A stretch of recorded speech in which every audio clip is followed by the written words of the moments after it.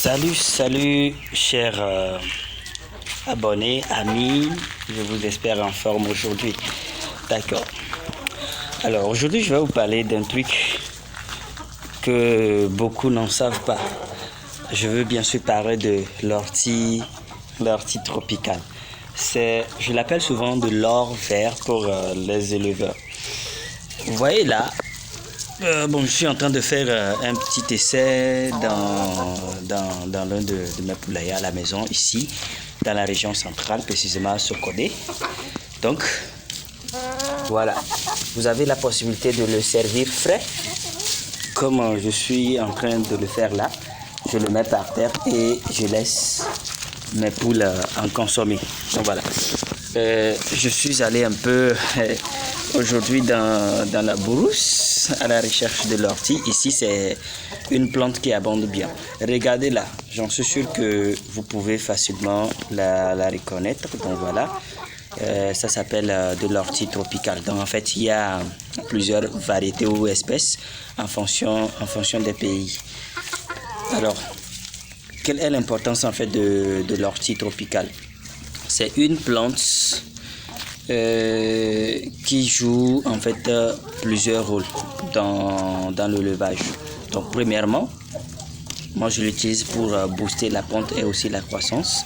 Donc si vos poules, la ponte a chuté, donc vous avez cette possibilité d'utiliser l'ortie tropicale pour pouvoir augmenter le taux ou le niveau de ponte de vos sujets. Donc ça, c'est très efficace.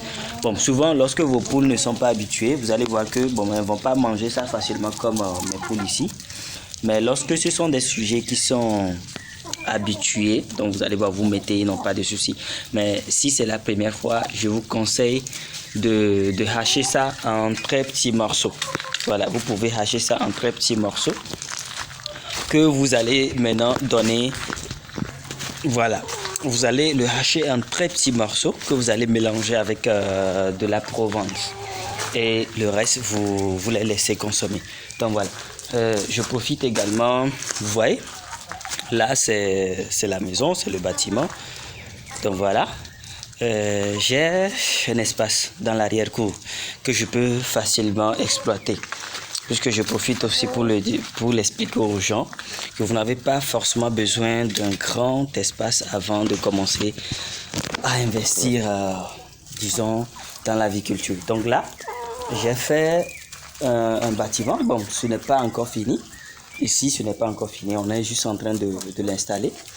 Alors, avant d'abord de l'installer à votre niveau, donc regardez un peu. Il y a dans un premier temps... j'ai eu à parler de ça dans plusieurs de mes vidéos, l'orientation de votre bâtiment. Un bon poulailler, dans un premier temps, doit être orienté dans le sens est-ouest, c'est-à-dire la longueur de votre poulailler. Donc vous allez voir que ceci, la longueur de ce bâtiment en installation. Donc voilà, c'est dans le sens est-ouest, comme vous voyez un peu. Et aussi, je tiens à le dire, beaucoup disent qu'ils n'ont pas aussi de moyens. C'est vrai que pour investir dans toutes choses, bon, quand on parle d'investissement, ça demande à coup sûr les moyens. Bon, vous allez voir que ici, j'ai essayé de le faire avec, c'est-à-dire toute ma charpente est en bois. Actuellement, le sol n'est pas encore arrangé, donc voilà. Et aussi, bon, ce sont des poules. Ça c'est la race Goliath, donc ce sont des sujets qui ne sont pas aussi trop exigeants en matière d'espace. Donc vous voyez un peu, en matière d'espace, ce sont des sujets qui ne sont pas vraiment exigeants. Et vous voyez que, je pense que j'avais fait une vidéo où je vous ai dit, en fait l'objectif de cet essai c'est de vous montrer qu'en réalité, vous n'avez pas besoin d'un grand ou gros investissement pour pouvoir commencer à le faire. Surtout avec la race Goliath. Donc ce sont des sujets qui ne sont pas tellement exigeants en matière d'espace ou de quoi que ce soit. Donc voilà. Donc bon, je pense qu'on sera toujours ensemble pour voir l'évolution de ce bâtiment au fur et à mesure. Tout ce que je ferai dedans, je vais également le partager avec vous. Vous, mes fans, vous, mes abonnés, je suis très ravi.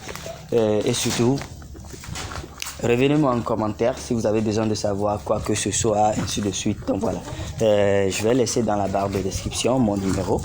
pour dans plus d'informations, mon contact WhatsApp, pour tout ceci. Ok, alors on se dit à l'instant.